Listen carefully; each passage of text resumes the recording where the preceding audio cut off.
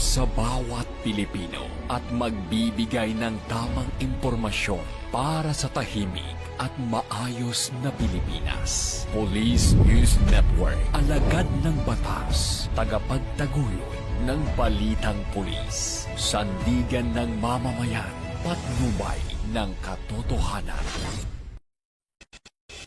Na Kampo Krame, maghahatid ng pinakahuling kaganapan at nagbabagang balita. Ito ang PNN Police News Network.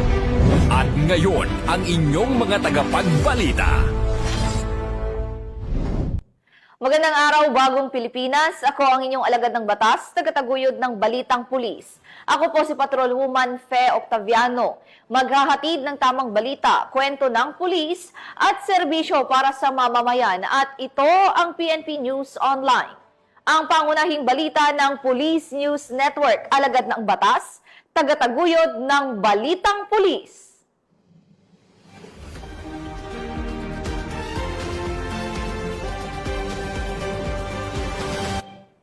Ngayon ay araw ng Sabado at narito ang mga balitang nakalap ng ating PNN correspondent sa loob ng linggong ito.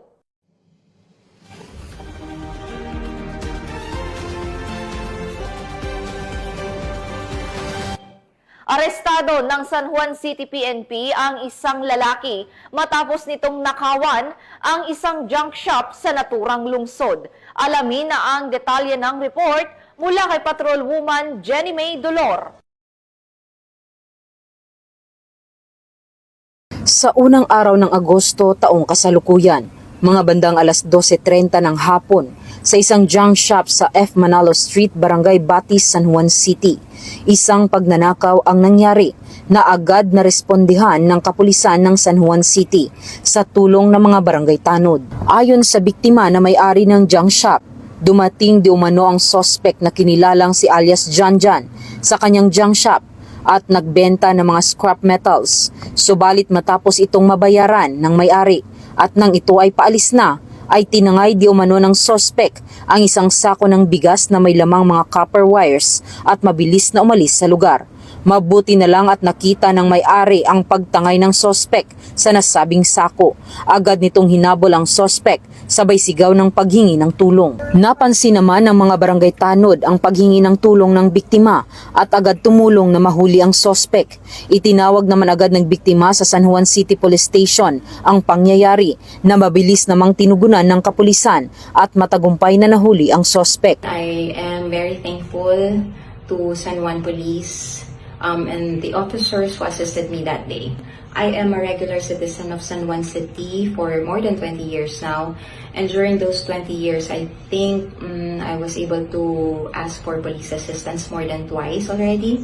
But I am very particular with my recent experience with our police force when I personally went to the Central Police Station of San Juan City because of a criminal activity in my area. I think San Juan City is very lucky to have this kind of officers around.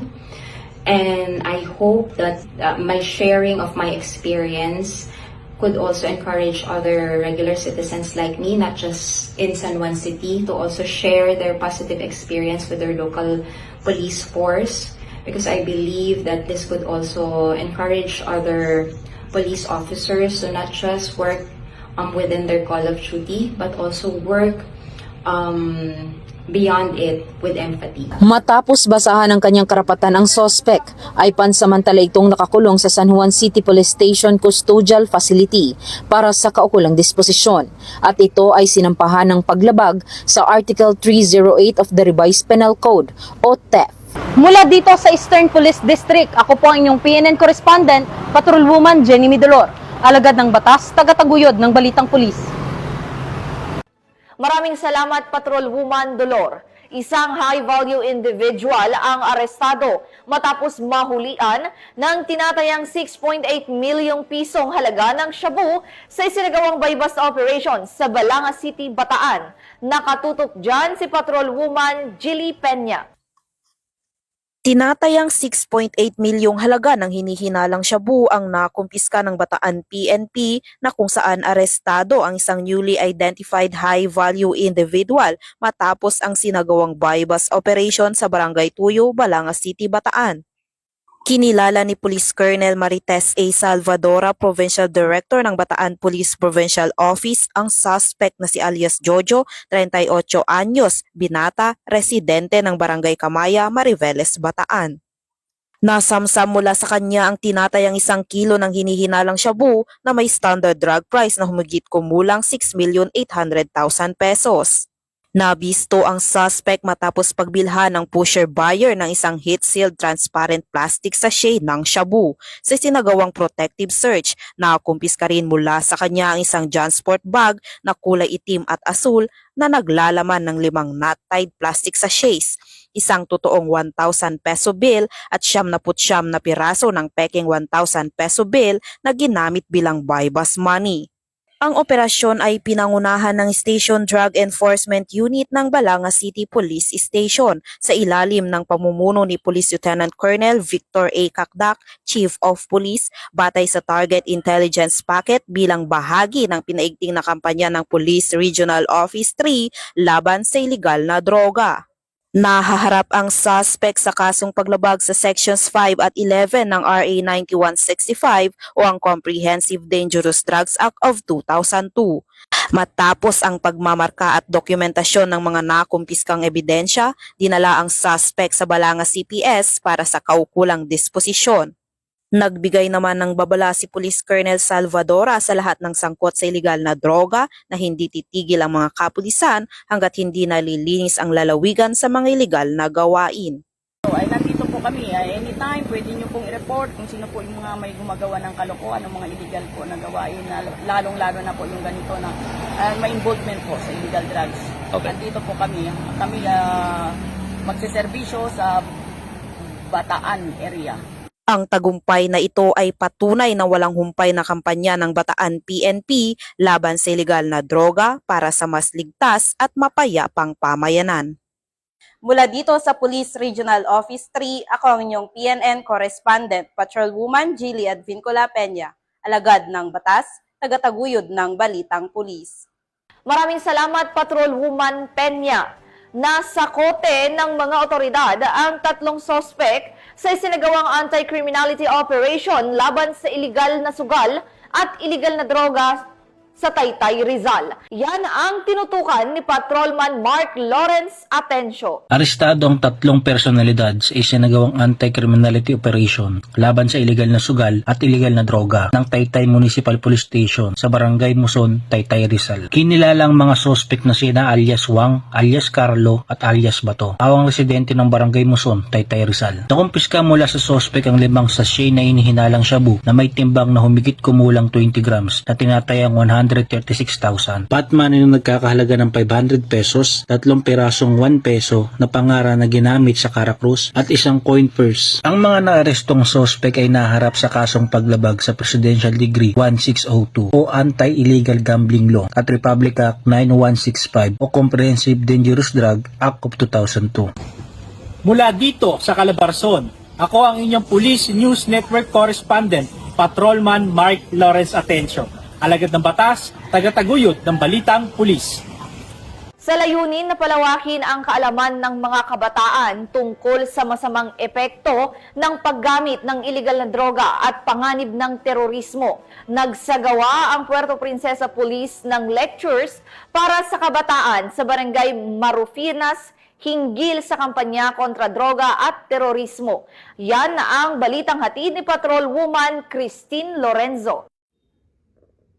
Bilang patunay ng matibay na paninindigan nito sa pagpapaigting ng kamalayan ng kabataan at pagpapanatili ng kapayapaan sa komunidad, nagsagawa ng malawakang talakayan ang Puerto Princesa City Police Office, Police Station 4, kaugnay na programang Kabataan kontra Droga at Terorismo noong ika-23 ng Agosto taong kasalukuyan sa Barangay Marufinas. Pinangunahan ang aktibidad ni Police Corporal Ellie Rose D. Evio, WCPD-PNCO, sa ilalim ng pamumuno ni Police Captain Justin Kenneth A. Dalion, Acting Station Commander. Layunin ng nasabing pagtitipon na bigyan ng sapat na kaalaman ang mga kabataan at mamamayan hinggil sa mahalagang batas at hakbangin para sa kaligtasan ng buong pamayanan. Ilan sa mga tinalakay ay ang Comprehensive Dangerous Drugs Act of 2002 o Republic Act 9165, Anti-Violence Against Women and Their Children Act of 2004 o Republic Act 9262, Anti-Terrorism Awareness Tips at Crime Prevention Strategies.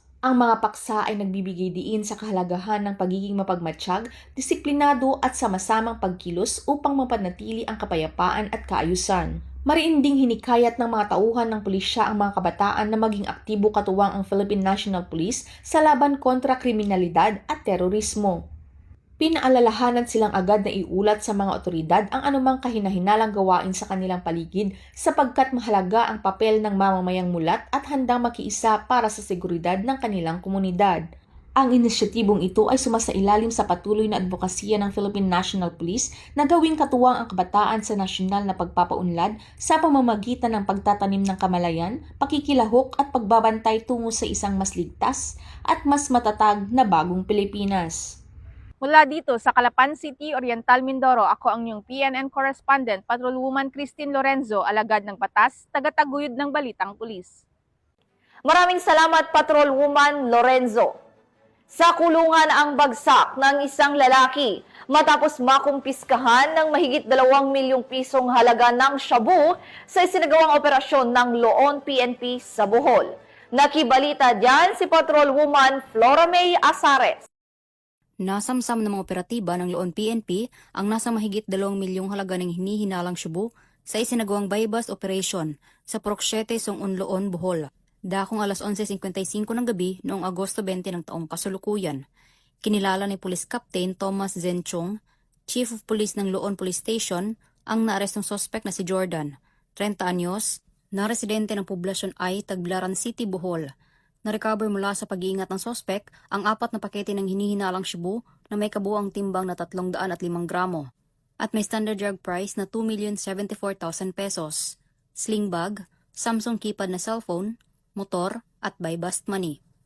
Ang nakumpiskang ebidensya ay dinala sa Bohol Provincial Forensic Unit para sa kaukulang pagsusuri, habang ang sospek ay kasalukuyang nasa kustodiya ng nasabing himpilan at nahaharap sa kasong paglabag sa Section 5 at 11, Article 2 ng RA 9165 o Comprehensive Dangerous Drugs Act of 2002.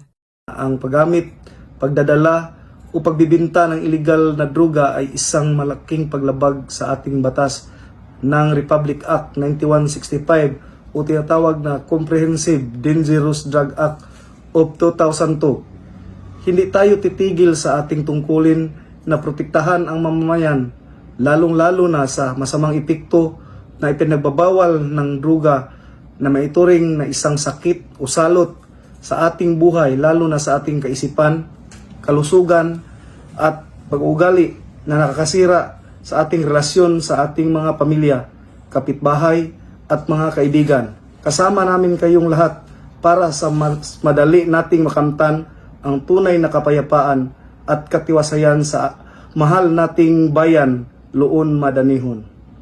Mula dito sa Central Visayas, ako ang inyong Police News Network correspondent, Patrolwoman Flora May Asares, alagad ng batas, tagataguyod ng Balitang Pulis. Maraming salamat, Patrolwoman Asares. Nasabat ang iligal na droga at baril habang arestado naman ang 2 individual sa isinagawang buy-bust operation ng mga otoridad sa Bukidnon. Yan ang tinutukan ni Patrolwoman Danessa Berdos. Na-recover ng mga operatiba ng Provincial Drug Enforcement Unit Bukidnon ang mga pakete ng hinihinalang shabu at armas sa isinagawang buy-bust operation sa 2 individual sa Barangay Lantod, Talakag, Bukidnon. Kinilala ang mga naarestong suspect na sina alias Bocho, 31 taong gulang, walang asawa, at alias Kokoy, 28 taong gulang, may live-in partner at mga residente ng nasabing lugar. na-recover sa kanilang posisyon ang kabuang 12.8 na gramo ng hinihinalang shabu na may standard drug price na 82,824 pesos kabilang ang isang 1,000 peso bill na ginamit bilang buy bust money at isang Colt 45 pistol na naglalaman ng 3 bala at iba pang mga non-drug items. Maharap ngayon ang mga sospek sa kasong paglabag sa RA 9165 o Comprehensive Dangerous Drugs Act of 2002 at RA 10591 o Comprehensive Firearms and Ammunition Act. Mula dito sa Northern Mindanao, ako yung Police News Network Correspondent, Patrolwoman Danessa Berdos, alagad ng batas, taga-tagilid ng Balitang Pulis. Maraming salamat, Patrolwoman Berdos. Hindi na nakapalagpa ang mag-live-in partner na sospek sa buy-bust operation ng mga operatiba sa Davao City matapos magpositibo sa illegal na droga. Ang balita mula kay Patrolwoman Mariel May Dongkilab. Arestado ang 2 drug suspect sa ikinasang buy-bust operation ng Balyok Police Station 17 sa Barangay Katalunan, Pequeño, Davao City noong ika-23 ng Agosto taong kasalukuyan. Kinilala ang mga suspect na sina alias Eman, 27 anyos, at alias Flor, 30 anyos, na mag-live-in partner at pawang mga residente ng nasabing lugar. Nasamsam mula sa kanila ang 5 maliliit na pakete na may bigat na 6.65 grams ng hinihinalang shabu na may standard drug price na 45,220 pesos. Sa kasalukuyan, nasa kustodiya na ng Balyok Police Station ang mga suspect at maharap sa kasong paglabag sa Republic Act 9165 o ang Comprehensive Dangerous Drugs Act of 2002. Patuloy namang pinapaigting ng Police Regional Office 11 ang kampanya laban sa kriminalidad at iligal na droga bilang suporta sa adhikain ng bagong Pilipinas na mapanatili ang kapayapaan at kaayusan tungo sa maunlad na bansa. Mula dito sa Reon 11, ako ang inyong PNN correspondent, Patrolwoman Mariel May Dongkilab, alagad ng batas, taga-taguyod ng Balitang Pulis. 2 lalaki ang naaresto matapos makumpiskahan ng iligal na armas at granada sa Ilagan City, Isabela. Ang buong detalye ng report mula kay Patrolman Eduardo Balawag. 2 lalaki ang naaresto ng mga otoridad sa Barangay Agasian, Ilagan City, Isabela dahil sa paglabag sa Article 151 ng Revised Penal Code o Resistance and Disobedience to Agent of Person in Authority, Republic Act 10591 o ang Comprehensive Firearms and Ammunition Regulation Act at Republic Act 9516 o Legal Possession of Explosives. Kinilala ang suspek sa mga alias na Mike Aaron, 50 anyos, may asawa, magsasaka at pasahero ng tricycle, at Francis Jade, 53 anyos, may asawa, driver ng tricycle at kapwa sila residente ng Ilagan City, Isabela. Ayon sa paunang investigasyon ng Ilagan Component City Police Station, nagsagawa ng mobile patrol ang mga kapulisan sa kahabaan ng Barangay Fugu patungong Barangay San Antonio nang mapansin nila ang isang puting tricycle na walang ilaw at bumabaybay sa gitna ng kalsada. Tinangka ng mga pulis na abutan ang tricycle upang paalalahanan ang driver na buksan ng ilaw. Ngunit sa halip na huminto, pinaharurot nito ang sasakyan na agad nagdulot ng hinala sa mga otoridad. Agad nila itong sinundan at nasabat sa Purok 1, Barangay Agasian. Pagkababa ng kapulisan mula sa kanilang mobile, napansin nila si alias Mike Aaron na may kinukuha mula sa kanyang bag.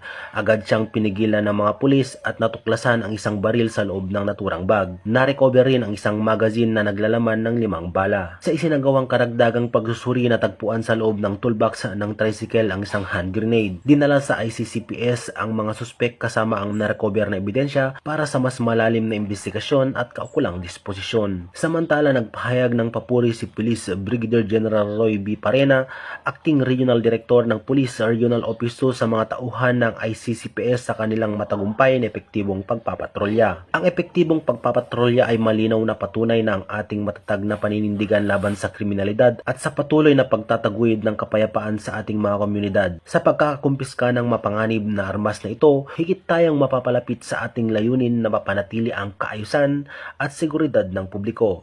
Tugon ni Police Brigadier General Parena.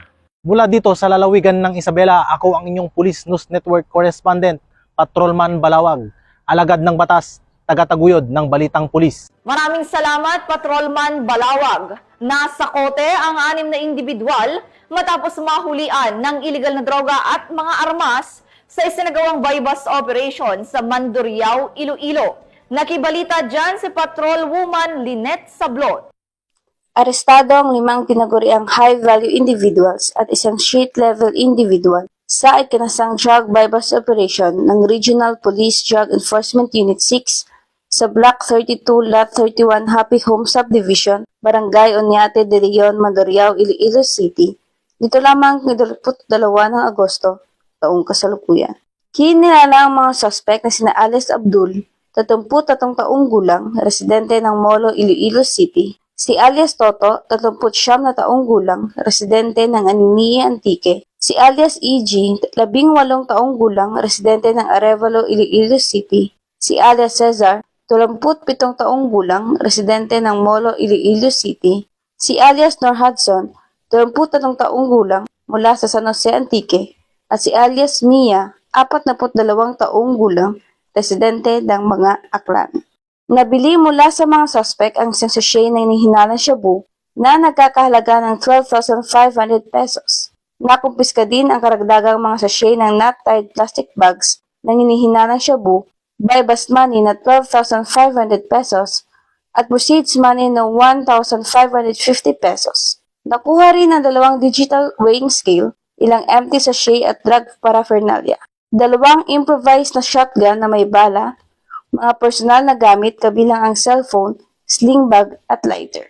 Nasa humigit kumulang 230 gramo ng shabu na may estimated standard drug price na 1,564,000 pesos ang kabuang nasamsa mula sa mga suspect. Sa kasalukuyan, nasa kustudiya na ng mga kapulisan ang 6 na suspect at nakatakdang sampahan ng mga kaukulang kaso sa paglabag sa Comprehensive Dangerous Act of 2002 at paglabag sa batas singil sa illegal possession of firearms and ammunition. Patunay ito na maigting na kampanya ng Philippine National Police laban sa illegal na droga at kriminalidad upang masiguro ang kaligtasan at kapayapaan ng mamamayan.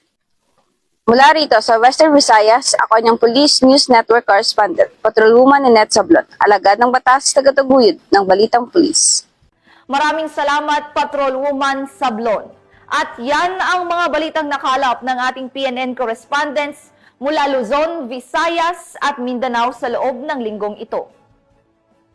Sa ngalan ng pamunuan ng Philippine National Police sa pangunguna ni Acting Chief PNP, Police Lieutenant General Jose Melencio Nartates Jr. at sa pamumuno ni President Ferdinand Bongbong Marcos Jr., kami ay maglilingkod sa bawat Pilipino at magbibigay ng tama at balanseng balita dahil dito sa bagong Pilipinas, ang gusto ng pulis, ligtas ka.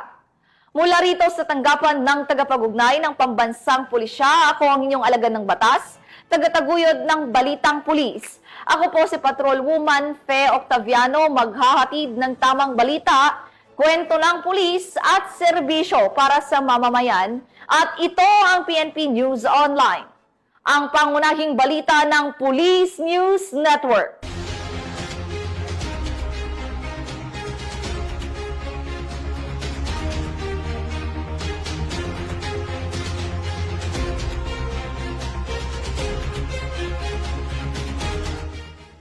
Police News Network, alagad ng batas, tagapagtaguyod ng balitang pulis.